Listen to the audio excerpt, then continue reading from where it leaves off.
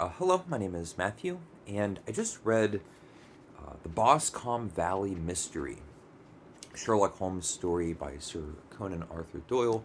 This is a part of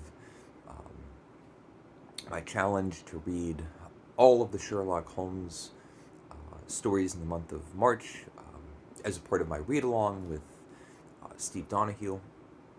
And we're reading murder mysteries in mammoth quantities. And so I just read the Boscomb Valley Mystery. And the first few stories that we read, we had uh, Watson coming, each story being in closer and closer contact to Sherlock, as if we're just um, becoming a part of his sphere. And this short story does something that's so important in the dynamic of their relationship. It starts with Watson's personal life. We have Watson at home with his wife. He has his medical practice. He has a whole world, a whole livelihood and life and relationship and family outside of Sherlock. Sherlock Holmes is a pivotal, integral part of his life, but it's only one part. And it's such a brilliant decision. Watson has a separate life outside of Sherlock, and um, as these stories go along, we have moments of contact. And I believe it adds so much to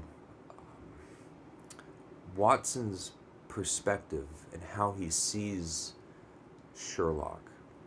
Very, very smart move. It's not that Watson is this lackey, always hip to hip, following Sherlock along on every adventure, always just right there um, as a side character.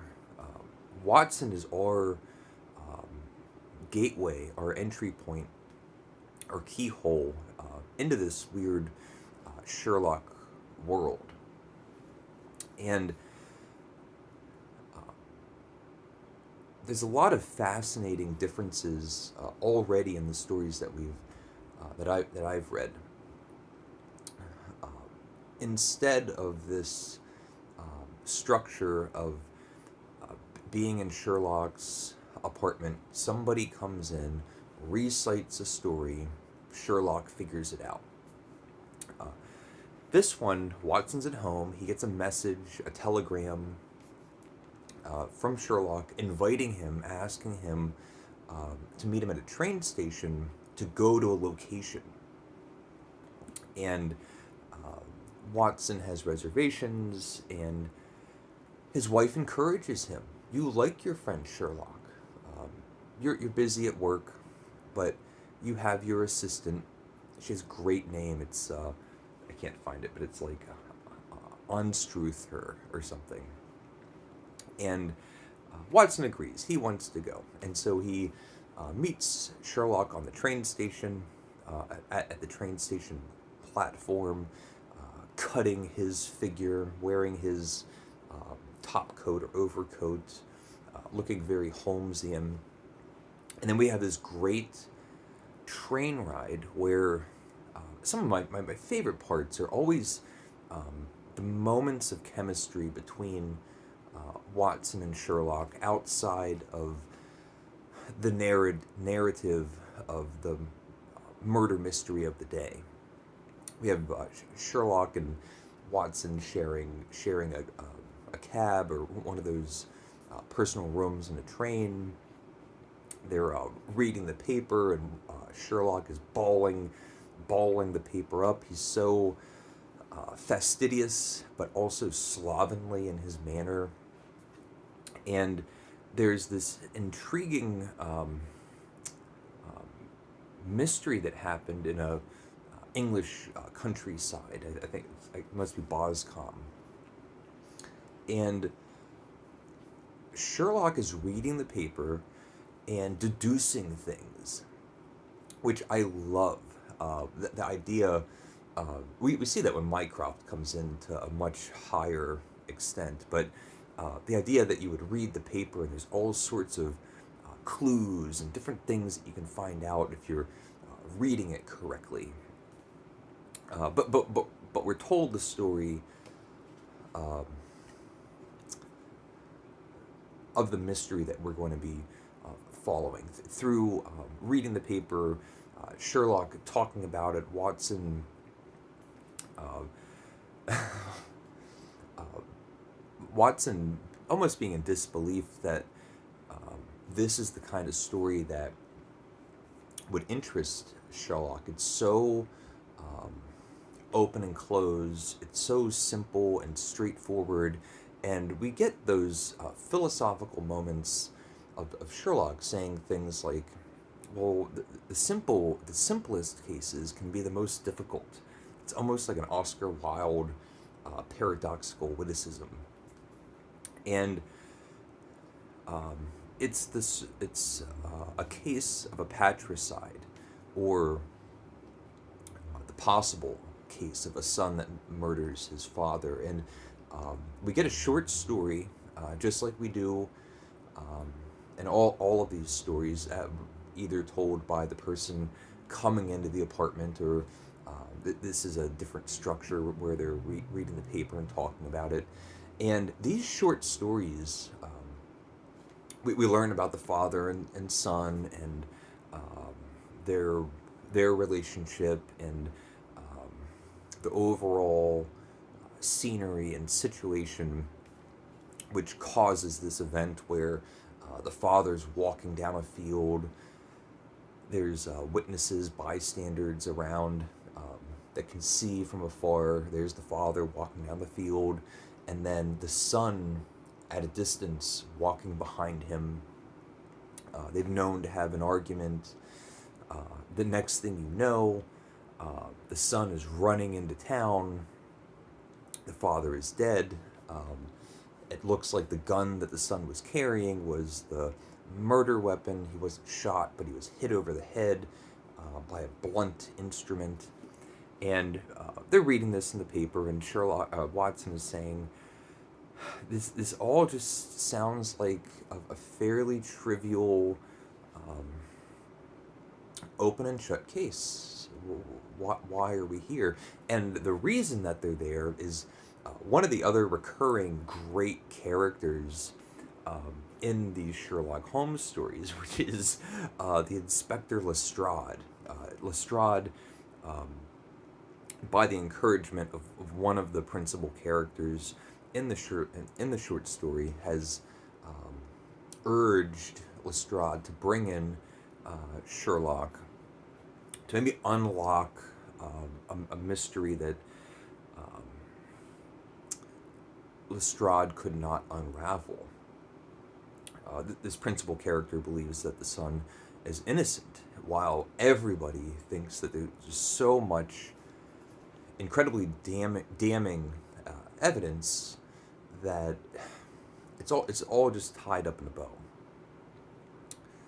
I want to say something about these short stories. The case that is um, structured inside of each of the Sherlock Holmes stories, where you have the story that's being told, the mystery that we're going to enjoy and watch um, Sherlock uncover, is that they're so good. If you could somehow excise Sherlock, the murder mystery aspect of the story, if you could somehow just sort of unscrew it, you would still have a really interesting story to read. It's just very well told. And as I'm going through this and reading each one of these, like they can be fantastical and improbable, but they're compelling reading outside of uh, Sherlock just solving everything. And um, so Sherlock gets there, and there are those moments where, uh, my favorite moments, where Sherlock says to Watson, um, well, you clearly have the window in your bedroom on the left-hand side. And Watson goes, good God, man, how could you possibly know that? And Sherlock saying, well, you're from the military and you shave every morning, and this time of year you would be shaving by the sunlight, and the sun comes through this window, and your shaving pattern becomes more and more slovenly until the other side, and you would only have done that if the light was getting worse and worse. If you had good light on both sides, you wouldn't possibly have shaved in this manner. Watson going, well, when you explain it like that, it seems so obvious. So you get moments like that, which are just such a hoot. Sherlock gets there, gets the lay of the land, has other um, supernatural observations, and seemingly knows the whole case better than anybody, just by reading the paper and spending a very short time right off the train. And Lestrade, Sherlock, and Watson visit the scene of the crime. They're out on this field. It's imperative that it hasn't rained. Sherlock knows the barometric pressure and can predict the weather, because of course he can. And we get another fantastic but uh, uh, distinctive element in Sherlock's character, which is his theatricality. In a normal situation like this, you might imagine three people go out, they look around, they point out the things that they notice, and like footprints in the mud or little clues. They talk about it and then come up with some sort of answer to what they've seen.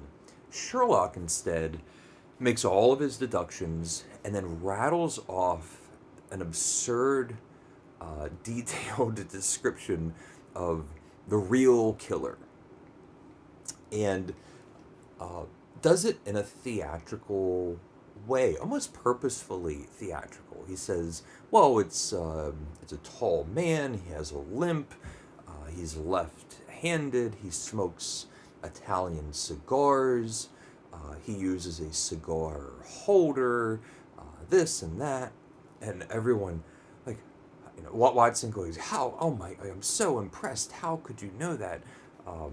Lestrade is more incredulous and thinking, we need to go by the facts. We need to tackle the facts, not just your deductions. And the relationship between Lestrade and Sherlock is great, because Sherlock throws out this insult and goes, I can understand that you would have a hard time tackling just the facts. In fact, there's a moment in the short story where Sherlock is talking to Watson and just offhandedly refers to Lestrade as an imbecile. It's so funny. And then we get another one of the strange aspects of so much of how these stories come to a conclusion, which is it's outside of the law. Sherlock has figured out the case. He has someone come in, just admit what has actually happened, and isn't necessarily brought to justice. Instead, something different happens. Something very strange. He just has this letter, a handwritten testimonial, damning a person to crime, and Holmes just holds on to it. Uh, the other great thing about these stories is the narrative that we're being told. We have these rolling parts where Watson is brought in, and then they have we have the train scene where we start to hear about the story. We get to Boscomb. We learn more about the story. We have a moment where the son is telling his story. We have Sherlock looking at the crime scene and deducing things. And then we have the conclusion where we get more information. And it builds in such a satisfying way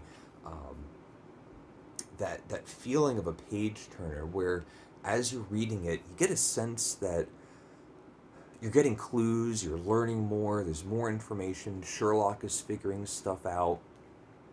Not that you could read any certain portion of it and then know, but it gives you the feeling that you're figuring stuff out. So, again, I'm being a little vague with the actual case and the actual conclusion. It's not necessarily purposeful. It's fun to read it and figure out who done it. But reading these short stories, it's almost besides the point. There's so much stuff going on that's just great. So, the Boscomb Valley Mystery. The next one that I'm reading is the 5 Orange Pips, and I can't wait. So, thank you for watching. If you've read the short story or you like Sherlock Holmes, if you have anything to say, please leave a comment if you would like. And thank you for watching, and take care.